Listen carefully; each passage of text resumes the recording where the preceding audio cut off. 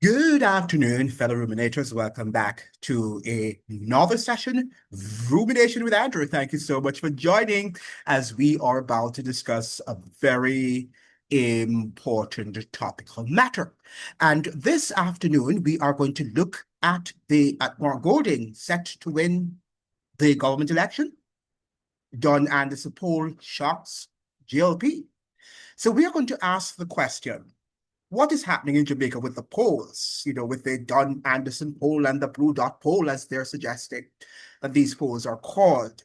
Now, we can't take polls very seriously in the world at large. We saw what happened in the United States during the President Donald Trump's election against Kamala Harris. And the polls from the Democratic Party, they were bent that Kamala Harris was going to win. And what they did, it seems that they went into communities where they had diehards of Kamala Harris. So she was constantly leading in the poll until she lost the general election. So we have to be careful with polls. Polls are just political gimmickies that are used against you, and you have to understand that. You must understand that everything that is done in the world, be it science, polls, language, everything is built on money. Money drives everything, is behind everything that is done in Jamaica, in the world, and in all functioning democracies, or should I say non-functioning democracies, as you call them. But we are going to be asking the question, is Mark Golding on a path of winning or to win the next government election? That is the question. Now, we have been seeing a lot of games being played by the politicians and by the pollsters. But we have to be very vigilant, as I have been saying to you, and you have to be looking what is going on the ground. You also have to look at policies. What are the policies that these two political parties have intimated? What have they presented to you? Are you clear on where, if they should win the next election, if one of the parties should win the next general election, are you clear on where they are going to take Jamaica to? You have to be very careful of that. Now, another thing that I have been emphasizing on this channel, which no other of the, none of the other podcasters, are doing, is the fact that I have been asking you what consequences or what impact is what is happening on the global stage, what is happening in geopolitics. And by geopolitics, I mean what is happening in these influential countries like Russia, like the United States, what is happening in the Middle East. What impact are these going to have on our socioeconomic realities?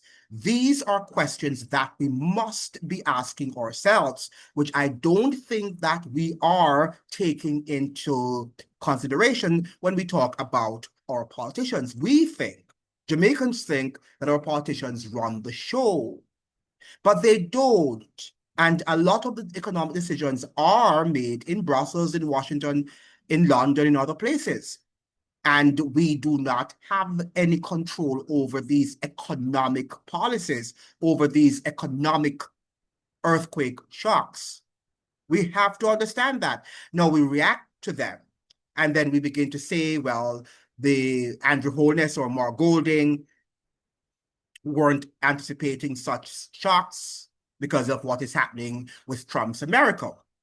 But I was reading an article yesterday in which, and let me be very careful, and I'm sorry I have not brought that article to read to you for you to understand, okay?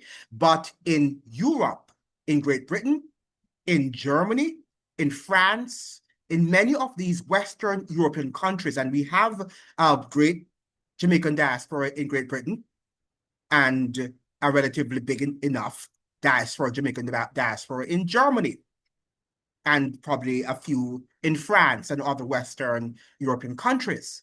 And everybody's suggesting in Europe, all of the political pundits are talking about austerity and the fact that from Keir Starmer, that's the Prime Minister of England, of the United Kingdom, that he is going to introduce austerity, and a lot of the welfare state benefits that citizens received will be taken away, because what they're suggesting is that Trump wants them to increase their military spending to 5% of GDP. I think Great Britain now has 2.3. Their defense budget stands at 2.3. But the United States military-industrial complex is saying to them that they are not going to take on that debt anymore and that they have to increase their defense budget. So what it means, just like America, they will have to take away the social net, the protections, the social protections that were given to their citizens, their European citizens, and send it over to defense budget. Now, what impact does that have for Jamaicans and the Jamaican diaspora that reside in these countries? Grave consequences, grave socioeconomic consequences that these will have. And the same thing is happening in the United States. Now they're talking even about, and I made a video on that, I've not yet published it, about taxing. Trump is also suggesting, and if this budget, this big budget that they're about to pass in Congress, in the Senate, if that gets passed, that they are going to tax remittances, money transfers sent to countries outside of the United States. That is also going to impact Jamaicans and their cash flow, and how much assistance can relatives and loved ones residing in the United States lend to their families abroad. That is going to have dire consequences. But we're not talking about these things. We're not talking about the tariffs. We are only reacting to the tariffs, but we are not planning. And these are the things I'm saying that we have to do. Now, if we are serious about selecting, whatever you want to call it, a prime minister, a party, be they PNP or JLP, to govern Jamaica for the next 5 or so years, we have to ask them, we have to coerce them to address these very important matters. The entire world is moving in the direction of austerity. The sad thing is that Jamaicans, but maybe it's sad, maybe it's good, I don't know, we have been used as the guinea pigs. We have been guinea pigs for this experiment since the devil was a boy. We have been going through austerity. And people laughed at us and continue to laugh at us in terms of our poverty rate, because we have been giving the money, we have been transferring wealth from the working class to the upper echelons of society. That is what we're doing. We don't think that that's what we're doing, but that is what the IMF does.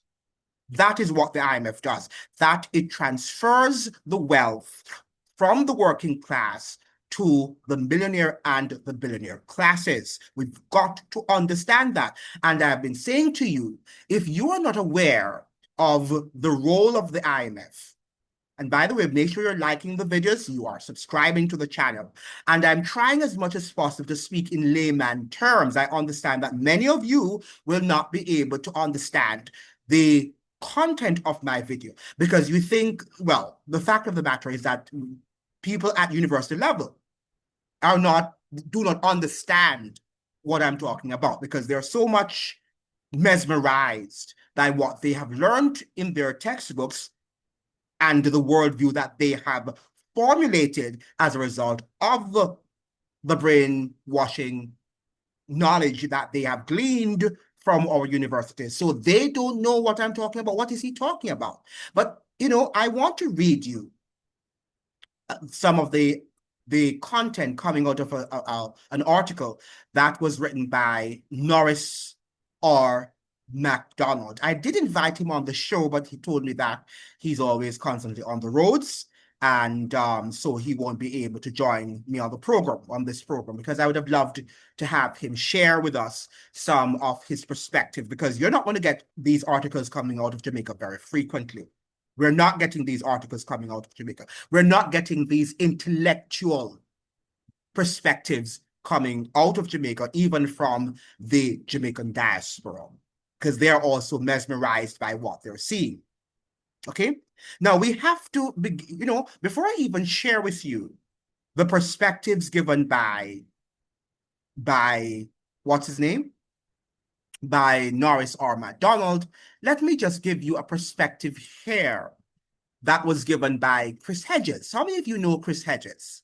That is an American decorated journalist, I should say, and he has written many books about the fall, the end of America's liberal democracy. And he has been saying that since 2008. He has been telling Americans that the American democracy is being whittled away. Now, that thing didn't come from Chris Hedges, I must say. The Chalmers Johnsons and the other writers have been presenting that information to Americans, but they are not the ones who are going to be interviewed by CNNs and the MSNBCs, so you don't see them. The ones like the Wolves and the whatever who you see that are being interviewed, they're not the real deal. And that is why they're being interviewed. That is what you have to understand. Many of the times, the journalists, the ones who have a better, more nuanced perspective about what is happening, a more educated and sophisticated perspective about what is happening, they will not be interviewed on these channels because, they're all political. Everything is political. Okay? But this is what Chris Hedges had to say, the last gasp of American democracy. And this was written on January 6, 2014, under the Barack Obama's presidency. The moment a popular movement arises that truly confronts our corporate masters, our venal system of total surveillance will be thrust into overdrive. So if there's somebody who stands up to question, to challenge, you're not going to be heard. And this is what I'm doing. I'm challenging the PNP. I'm challenging the JLP. But, oh, no, you're silver-tongued. And you're flopping. Because you don't understand that you have to question your leaders. You have to question the politics, because behind the politics is big money, right? It's big money. And the big money controls your politicians. And they are going to do the bidding, and they are going to run roughshod over you. But you don't know that, because all you're looking at is this political leader that you love and you think is doing great things for you. I have to win. Be saying have to win. And that is what you are suggesting. And you get all fevered up. And you'll kill for that political leader when he's just laughing at you. The Mark Golding and Andrew Holness are just laughing at you. Did you see your slaves who are suffering, right? And they're giving you a boxed house and so. But let us look at what Chris Hedges here is positing in his article. This is our last gasp as a democracy. The state's wholesale intrusion into our lives and obliteration of privacy are now facts.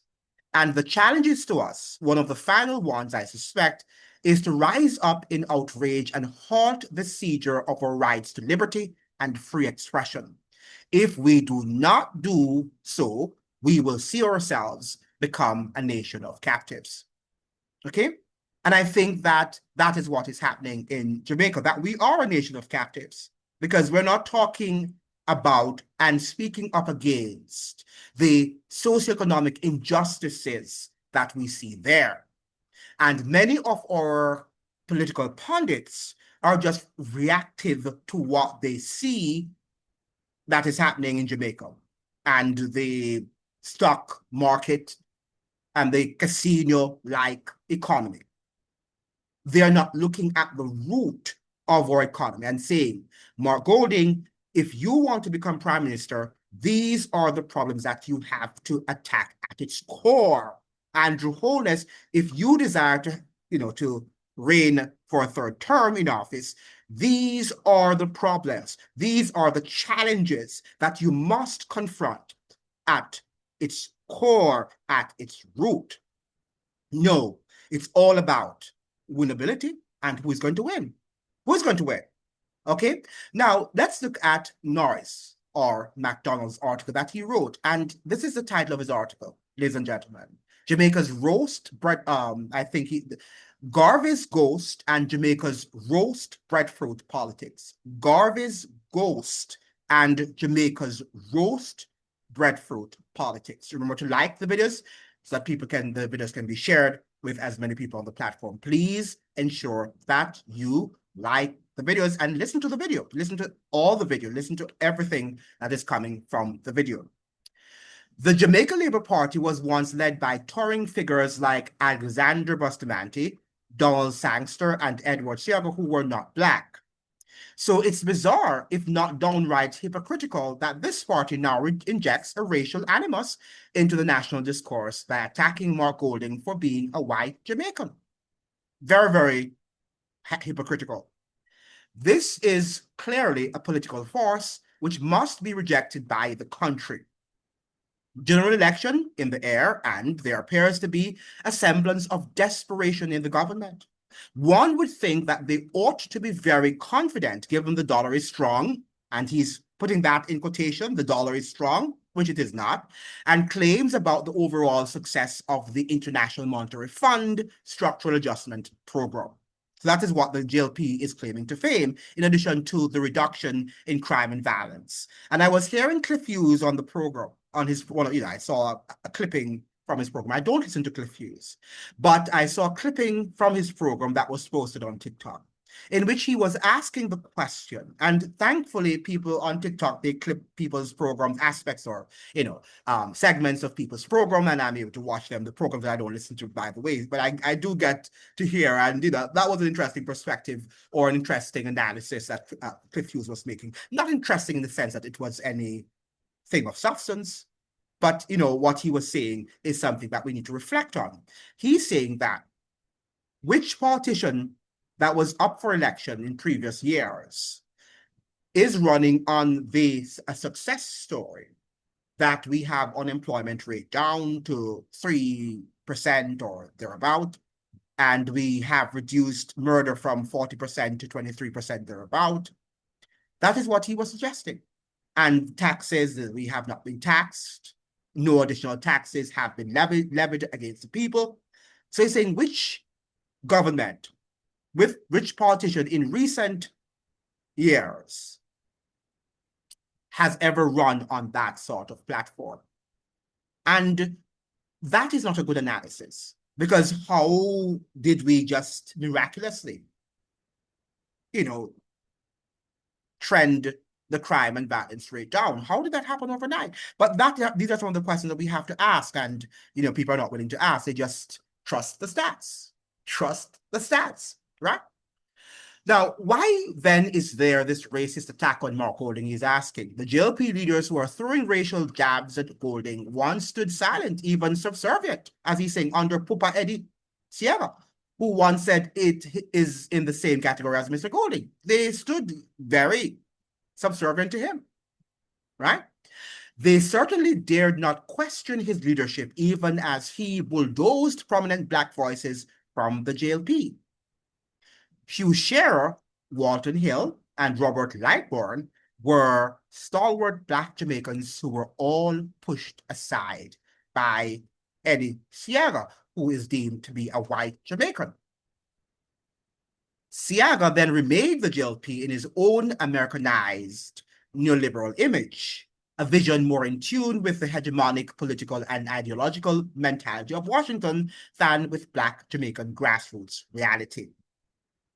Okay, so it is the ideological mentality of Washington, this neoliberal politics, this neoliberal economic mentality is what Washington wants, or has imposed, I should say, on Jamaicans. This government, and he's referring now to Andrew Holness-led government, this government, with all the accusations of corruption, waste, fraud, and abuse, have certainly forfeited its claim to represent the national interest. I repeat that. This government, with all the accusations of corruption, waste, fraud, and abuse, have certainly forfeited its claim to represent the national interest. How can there be any talk about Blackness from a political party that looked the other way while Jamaica's national icon, Usain Bolt, was defrauded. Right? Isn't Usain Bolt black? Right? But you had, and isn't Andrew Holness, according to you guys, black? So why did he not assist? Why did not assist? Why did he not assist Usain Bolt in the retrieval of his money? Why? Isn't he doing the same thing that Dr. Omar Davis, another black man, did to his fellow black people during the FinSAC debacle? And by the way, many of you are suggesting that we can't have the PNP win again because the FinSAC and what they did during the 1990s. And my question to you, how is it JLP different? And I've spoken about the Olent and Carlos Hill's Cash Plus and the fact that many black Jamaicans, working class people, their funds were stolen from them and never to be returned to them. And we understand, based on evidence, that the likes of Bruce Goldings, they got campaign funding and contributions from those, now deceased institutions. Okay? Now, what are we talking about when we talk about just the PNP? Now, when we also look at what happened during FinSAC, we know that both of the political parties, and if you listen to Joseph Patterson, the president of what they call it, the UNIC, whatever they call themselves. If you listen to him, and he has interviewed ad nauseum, and he has done a number of interviews with some of the victims of FinSAC. And the victims are of the impression that both parties benefited. They were able to have sold whatever their assets, these people's assets, to local politicians on both sides of the political aisle. So it does not mean that it was a PNP. It was governed and it was managed at the time by the PNP. But members of the JLP received their political spoils also. Likewise, if you remember, Mr. Sierra, we understand, owed Central National Bank millions of dollars at the time, and he said that he had forgotten. He said that he had forgotten to have repaid that he had borrowed the loan. So all of these things, and we don't know how many other politicians owed the banks, the domestic banks, money that they did not pay them back, and hence the total meltdown of our domestic financial infrastructure. So what we have down there in Jamaica now with the Scotia banks and all of the other banks that you have there are foreign banks that are not run by Jamaicans. So they're not running the economic infrastructure in our interest. They're running it in the interest of their global oligarchs. And that is what we have to understand. We're not running an economic infrastructure in Jamaica that is going to work in alignment with the desires and wishes and wants of the Jamaican people. We're practically slaves in our own country. So whether it is Marky G, and Marky G is leading the polls, or it's Andrew Holness, it doesn't matter. It matters only for a contest that you are witnessing because you love your sports. And this is a sports game. This is a chess game in which you're involved. It's exciting, I must say, right? Because like all sports game, it's exciting. But it's like a drug that revs you up at the moment and drives your adrenaline up until the game is finished.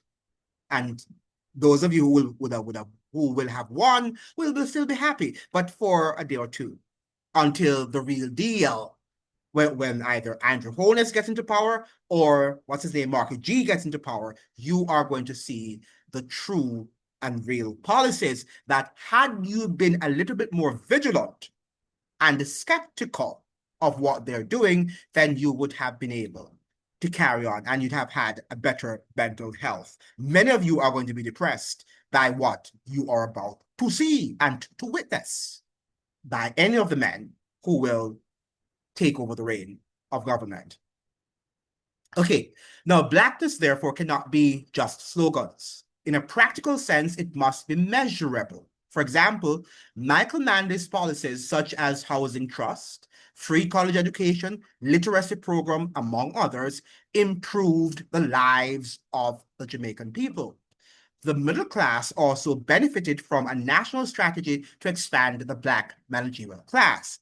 And, you know, if you listen to Beverly Anderson Manley, who was an ex-wife, the ex-wife of one of Michael Manley's ex-wives. You know, he was married a number of times. However, she has said that when Michael Manley, because she was the one who suggested, you know, in an impromptu manner, that Michael Manley should institute free education as one of his platforms in the 1970s, he wasn't something that he had reflected on and that he had thought out thoroughly. It was she who did that because he was looking for something to grab the attention of the people. And when she said, well, why not make education free? And he said that. But she said that he was deliberating a while when she made that suggestion. He was asking her, where are we going to get the money from? And she said that, you know, wherever. But she said that he acknowledged that we cannot always see where we're going to get the money from when we're going to talking about critical areas of national development. Because if we do that as a third world country, we'll always be in that position.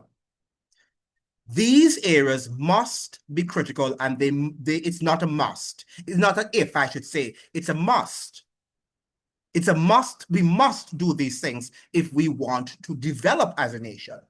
And when you look at the comments coming up on my YouTube videos, you know that our education system has failed Jamaicans. The education system has failed us. Okay, now Norris continues. Norris Macdonald continues his article. I believe that where the country has gone wrong is this irrational embrace of the IMF structural adjustment programs, which is holding back our society's economic progress. I'm going to repeat that. Norris R. Macdonald, a Gleaner article here that was published in the Daily Gleaner this past Tuesday, is here postulating. I believe that where the country, that's Jamaica, has gone wrong is this irrational embrace of the IMF structural adjustment programs, which is, I think he says here, which are, because he says programs, but he has here, which is holding back our society's economic progress. Both parties have embraced the IMF's vision of Jamaica for the last 50 years. Both parties have embraced the IMF's vision of Jamaica for the last 50 years. Okay, so this is not a JLP or a PNP problem. It's both parties. Okay, it's both parties. We have to lay the blame at their feet. Okay, are we better off or worse off by this? I think the country is worse off. That is what the guy here is suggesting. The country is worse off. And people are still looking to Mark Golding. They're still looking to Andrew Holness that he's going to do something. And he goes to a meeting in Washington, D.C., and you're looking, he's representing me. He's not representing you. Right? Andrew Holness is not representing you. Mark Golding, if he should win the election, is not representing you. These guys are representing themselves and their economic interests, and this is not yours. You are not a part of that club. But because you are Jamaicans and that's what's on your passport, you can say, yes, my prime minister was in the White House and he was talking up a talk. But he's not there to represent you. Right? These people are not there to represent you. And that is what you have to understand. And I don't think that many yet have begun to understand that. We can't just look at things superficially. We have to look at things at its core, at the root. And it is this challenge the PNP face now. It must demonstrate that it has a truly progressive vision for change and show the country that they have the best solutions to national problems. And that's what I've been saying. If Mark G wants to win, I don't want to hear that people, oh, he's going to steal, JLP is going to steal his policies. That's nonsense. Now, if he cannot say to his followers the policies that he will be pursuing should he become the next prime minister, then he regards you as being inferior. Because you cannot start a business without letting me know your business proposal. You have to have a proposal for me to sign off if I desire to join you in that business, if I want to become a part of that business. Isn't that so? So why is Mark Golding not doing that? Why is he suggesting that he can't do it? Because he doesn't want any other person to copy and to imitate what his political views are, his political policies are. That is utter nonsense. And it is a disrespect, a flagrant disrespect to the Jamaican people. Right? That is a flagrant disrespect to the Jamaican people. And Mark Golding should offer an apology first and then begin to itemize and to flesh out his political platform policies. He needs to do that. Okay? But if you don't demand much of him, then he doesn't have to do it, because he sees you as a bunch of slaves. And not because you're thinking he's white, it's because you're lacking intelligence. If you are dark as I am, and you challenge him, he will have to do it. All right? If there were many of my persons of my caliber in Jamaica who desire to question, he would have to do it. Because we would not be voting for him. And because he desires the people's votes, then he would be forced, he would be coerced to do it. Now, the writer of the article continues, but even with the PNP being the most progressive political party, and so-called, I don't think it is, prior to the 1970s, so he's contextualizing it here that prior to the 1970s, elitism and snobbery were a common element of both parties. So he's saying that from the start of the PNP and also the JLP, elitism was a part of their political agenda. And he's right. Remember now that it was Norman Washington Manley, who stood up in court against Marcus Mosiah Garvey and had him, convicted wrongfully. So when we talk about the United States and what the United States did to Marcus Garvey, we also have to look at what colonial Jamaica did to Marcus Garvey under the brown and white class in Jamaica, and how they mistreated him, that he left Jamaica, the land of his birth, to live in England, where he died. Right? That is the irony of it. But no man remember Marcus Garvey, and we talk about Marcus Garvey, and nobody's remembering him, and we pay lip service to Marcus Garvey. But if Marcus Garvey were to come back in real form, in real fashion, we would also reject him.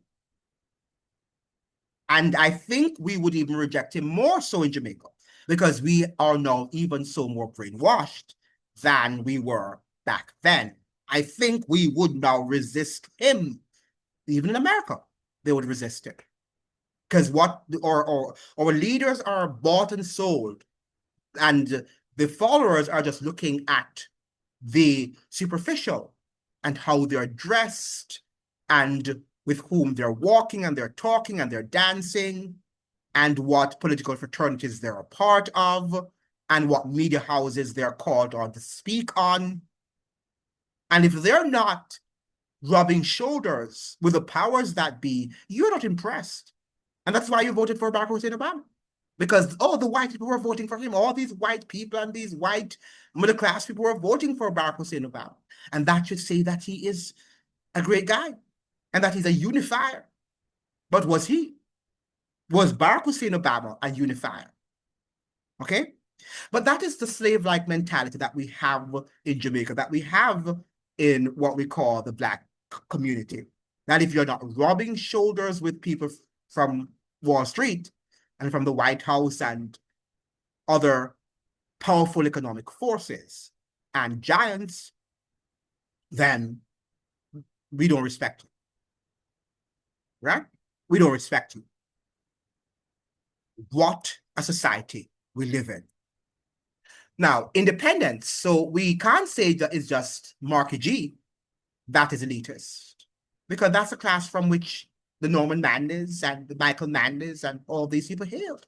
Remember now that Beverly Anderson Manley, Duncan, suggested, and you can go back to her program, she has many interviews on YouTube, but she has suggested on many occasions, every time she has an interview, she has said, she told us that Michael Manley, and very difficult for you to conceptualize that, for you and I to conceptualize what she's saying, if she's speaking the truth. But I'm sure she wouldn't be lying, okay? But she posits, that's Beverly Anderson Manley Duncan, posits on numerous occasions that Michael Manley was not a electrifying speaker, as we know him to be. She said when he first started out, she used to be bored by his presentations on the Jamaica Broadcasting Corporation, JBC, that the now defunct Jamaica Broadcasting Corporation. So she was very bored by his presentations. And she had to give him points, she said, to sort of elevate his speak and to so that he could captivate the attention of the Jamaican people. So you could see that Michael Manley was not in a tune with the normal Jamaican. And she lent him that credibility since she came from a working class Jamaican family. So when we speak about Mark Golding, we have to talk about the political system from which he came. The Goldings, the Bruce Goldings, and all of these guys, right? They're coming from that, I wouldn't say that Bruce Golding came from very elite, but it was quite elite, from a very strong middle class. Look, so these people are not in tune with what the real sufferings of the Jamaican people. We can say that Andrew Holness is coming from the working class, but for years he has graduated into that class, and sometimes they just forget from whence they came. Many of our successful people forget from whence they came. And Andrew Holness is apparently one of such creatures. And that is what you have to understand. But let us look at, so I have to credit Norris Macdonald for this beautiful article that he has penned in the Jamaica Gleaner. Independence in 1962 did not uplift the Jamaican Black majority. In fact, declassified CIA JFK documents reveal how Jamaica's bauxite was sold out, peppercorn style, to foreign interests. Everything down there is sold out to foreign interests. And again, this is a key question. Which political party serves the Jamaican national interest versus that of foreigners? And this is the question I have been asking on my platform since I started this channel. Which political party serves the Jamaican national interest versus that of foreigners?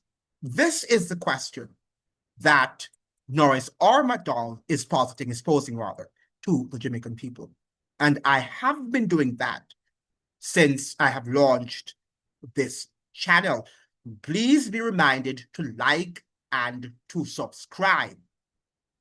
So I do not think the PNP or the JLP is working in the interest of the Jamaican people.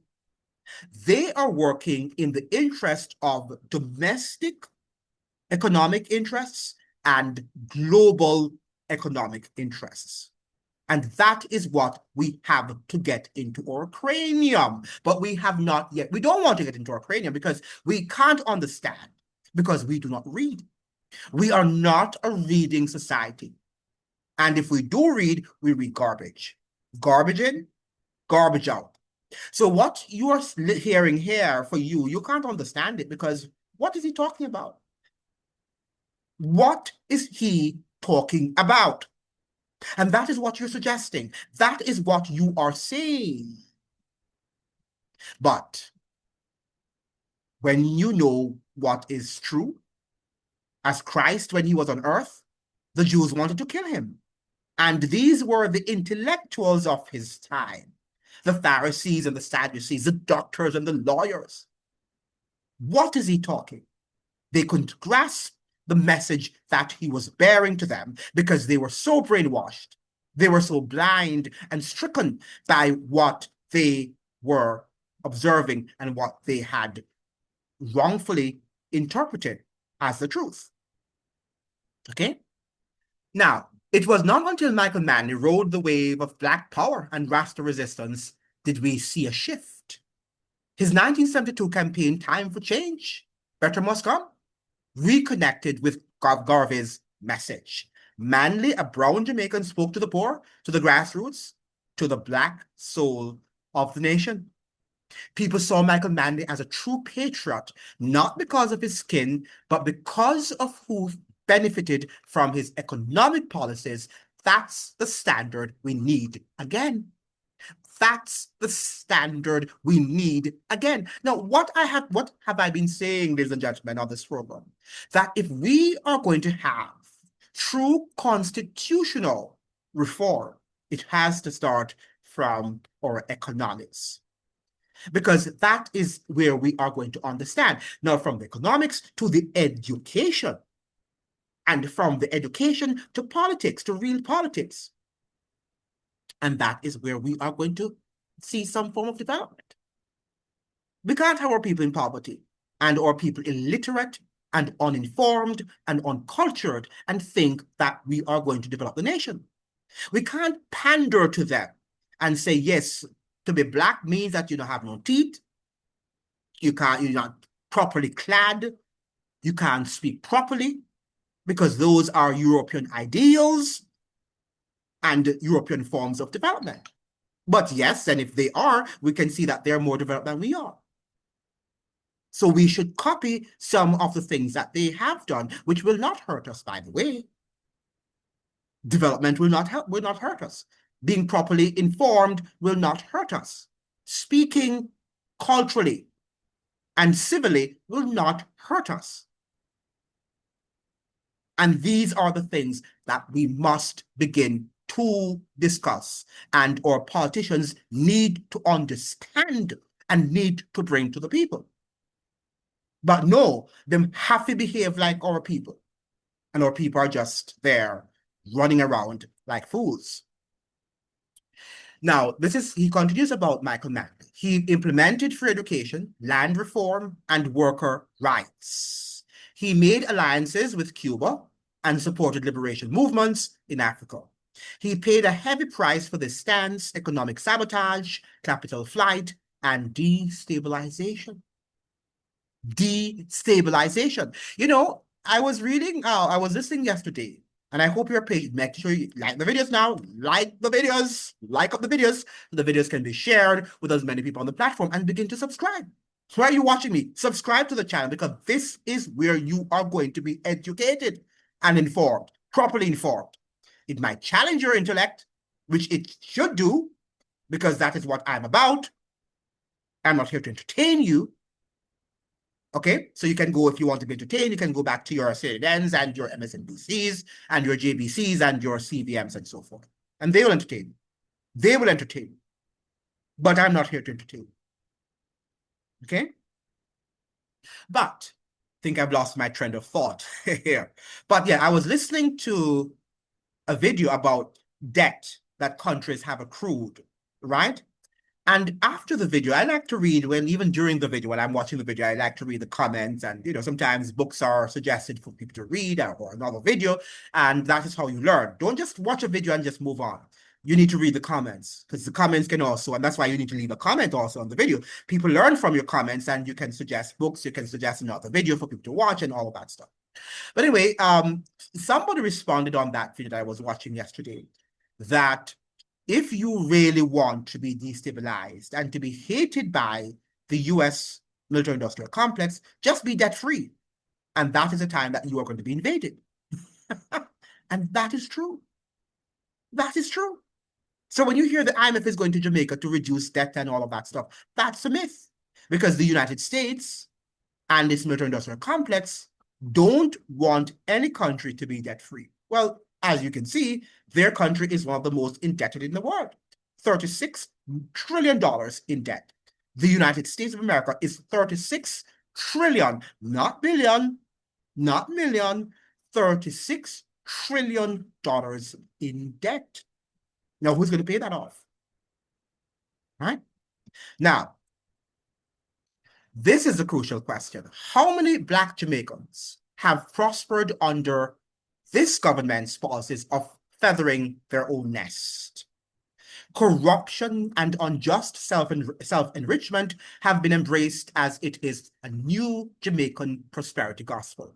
Meanwhile, the vast chasm between uptown Topanaris and poor people in Railway Lane, Walker's Wood, and Gimme Bit is getting wider and wider. The gap, the chasm, the social and economic chasm is getting wider and wider.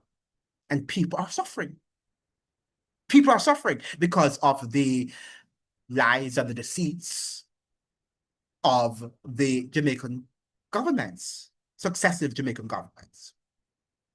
Many of the JLP leaders would have been old enough to have been swayed by the Black Power movement of the 1970s. But nowhere do we see policies and programs that are aimed at improving the lives of suffering Jamaican Black poor people. It's not there to do that. Because, and one of the things I would say to you, Norris Macdonald, the author of the article, is that many of us, Black people, deserve what we get, be they in the United States or anywhere that we are. We are the ones who will elect the Barack Hussein Obamas and the Andrew Holnesses and all of these people. We're the ones who do it. And we support their party. We support what they stand for, not knowing who is behind them. And this is also another pivotal question, which nobody, including the Norris or Macdonald, are asking. And that is, who supports these parties? Who is supporting Andrew Holness? Who really is supporting Marky G? Or who are supporting them? Because they have more than one economic contributors to their campaign. And when we do know that, we will know the agenda. Like if you were watching Trump and who was actually supporting him, the Adelsons, right? Miriam Adelson, right? She is a pro-Jew lobbyist in Washington. And she gave him over $100,000, I think. Okay? Because is it a yeah. These people are wealthy. And these people mean business, right? They're not giving you money for charitable reasons or for charitable purposes. They're giving you money to steer the policy that they want to steer. Okay? Garvey's legacy wasn't about skin tone. It was about Black economic power. Cooperative economics, land ownership, small business development, and community banking. This fascination with the IMF fiscal discipline, foreign land sales, and economic crumbs from multinational tables is against national interest. Couldn't have been said better. May I repeat? This fascination with IMF fiscal discipline, foreign land sales, and economic crumbs from multinational tables is against national interest. You don't hear this from Dr. Patterson from Harvard University. You're not going to hear this from him.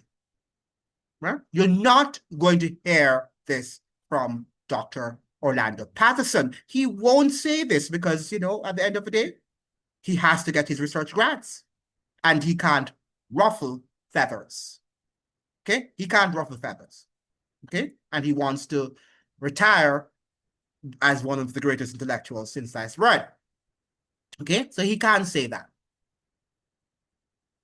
The chaka-chaka, dibby-dibby, race-baiting politics of the JLP must be rejected with full force. This isn't about who is darker or lighter, it's about who has policies that serve the Jamaican people, not the IMF, not private equity firms, not land-grabbing oligarchs. This upcoming election must be about sovereignty. And that is why I had to read the article, ladies and gentlemen. This upcoming election must be about sovereignty, not skin tone, class, not color, and truth, not trickery. All of which it's about. It's about the lack of sovereignty. It's about skin tone. It's about color and trickery. It does not matter how loud people may shout back. If the policies favor the foreign white man, then this is roast breadfruit politics, black on the outside, but white at heart. Take the issue of Jamaican beaches. The government have shut black people out of their own beach land as they sell off national lands to foreigners. Right? And I was listening to a clip again from the guy there on RFM, Muta Baruka. And he was saying that Jamaicans are going to be landlocked soon. They won't have access to their beaches at all and their shores. They are going to be landlocked in Jamaica because our political and financial elites have sold out or are selling out all of our rivers, our beaches, and what's next? What's next? The real question then is, who will fight for Jamaica's soul? Who will build a real economy, not IMF fantasy? Because what we're talking about the IMF, about economic surplus, are economic fantasies. They are not real. They are delusional policies. But as a people, you're not going to hear that from the Dion Jackson Millers, are you?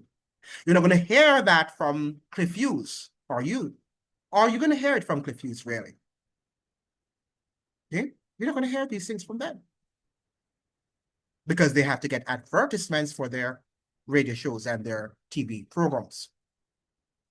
The Jamaican people need leaders who do not just mouth slogans, but those who are willing to build a prosperous, self-reliant nation free of the beggy, borrow mentality. That is the bitter truth. That is the bitter truth. And he's right. All right? From top to bottom, we believe in the beggy culture. So we have to go to the IMF. And the IMF kick us shove us buy out everything. Right? And then we are slaves on our own land. And then we elect Marky G. Oh, Marky G, you have to win. You have to win, Marky G. You have to win. Right? And the same thing for Andrew Holness. You have to win. Why you have to win?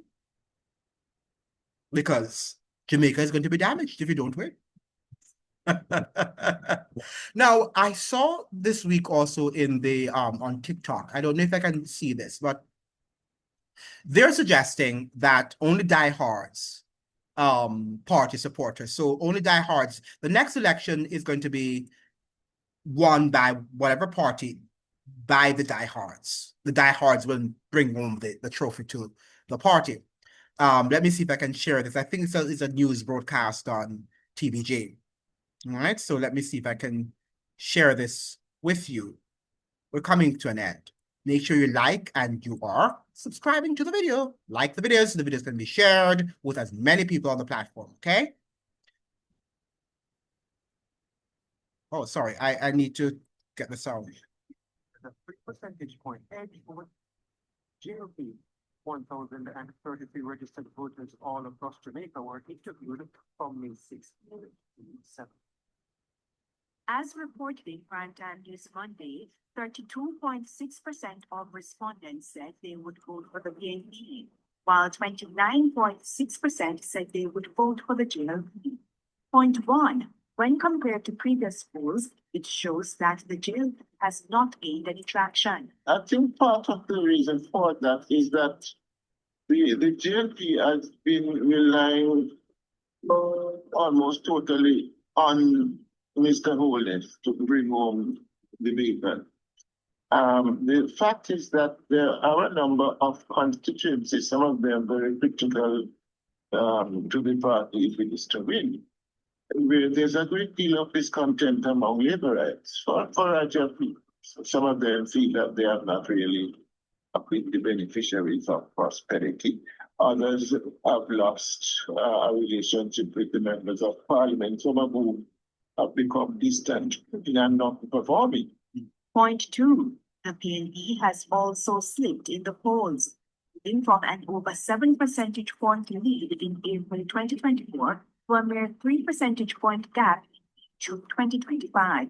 Political commentator Lloyd B. Smith continued his analysis. I think the PNP has not been sufficiently focusing on messaging. I think it has spent too much time attacking the government, especially the Prime Minister. And that after a while becomes, stale and unprofitable. It needs to focus more on what it has in its bag of goodies. What are some of the positive policies and pragmatic actions it will take should it form government? The public is not getting enough of that. Point three, the number of undecided voters has increased. In the current poll, 18.4% of respondents said they didn't know who they would vote for, and 19.4% said they're not likely to vote. The number of undecided voters has moved from 34% in April 2024 to almost 38% in May-June 2025. What I'm beginning to see emerging is what may well be the battle of the diehards, so to speak, in that traditionally both parties enjoy somewhere in the region of 24 to 25% base support. That is their loyal supporters who will vote for them from hell or high water. And when one looks at the current figures, it does appear that both parties are holding on to their bases. And outside of that, they're having difficulty attracting sufficient numbers from the uncommitted. That's despite intense political campaign activities from both parties. Mr. Smith wants both parties to quickly release their manifestos and for political debates to delve into national issues. Yeah, so that is the whole matter of who is going to win. Now, as we are suggesting here, and I'm going to end it here, we need to wake up and we need to understand that it doesn't really matter who wins because both parties are attuned. They have skillfully and I should say secretively, furtively, have embraced the neoliberal agenda of Washington, D.C. They're on the IMF policies. The IMF policies are fantasy. They're not going to develop the country. This matter of the fact that our debt is being brought down is not true, right? It's a lie. And we are going to see that. We're already seeing these things, right? We see that we have been in this debt trap since 2013 and nothing fundamentally has changed. What we're seeing are that we're seeing, lots of buildings going up, and these buildings and these houses are not for Jamaicans. Really, Jamaicans can't afford them. Even the boxes that they're making from the NHT funds, the boxes, and they're not even great looking houses. They're ugly. They're hideous houses on the exterior, as I'm saying. Inside might be okay, but certainly or from the exterior, it is uglifying the Jamaican landscape, right? Yet still, these little boxes are for 35 million, and or probably over 30 million Jamaican dollars. Jamaicans can't afford that, even so-called middle-class Jamaicans. So I was listening to a clipping also from a TikTok video in which a commenter was saying that there was an entire housing scheme in which only one house, one of these box houses, only one was purchased. All the others they're suggesting are for investors, right? Who are going to just come, scrape them up, and take over our land, right? One of these equity firms out of Europe or out of the United States will go there and just buy these things up easily and take over Jamaica. And we are going to be there being renters, a rentier class. We're not going to be a society, a country in which we own the things, the assets, the natural resources of our country. And then we are going to understand that perhaps even our own homes that we have bought with our own blood, sweat, and tears will be eventually taken away from us when these guys want to do it. When they want a major, development goal, they want to accomplish that goal, that feat. Because we are not a sovereign nation. So this election, we should be fighting for our sovereignty to be returned to us because we have already lost it. I don't think at this point we are going to get it back, but it's worth fighting for what was ours. Why not? Because it stands to get worse and worse. And eventually, I think what's going to happen is that we are going to find ourselves, and this is not any exaggerated statement. This is true.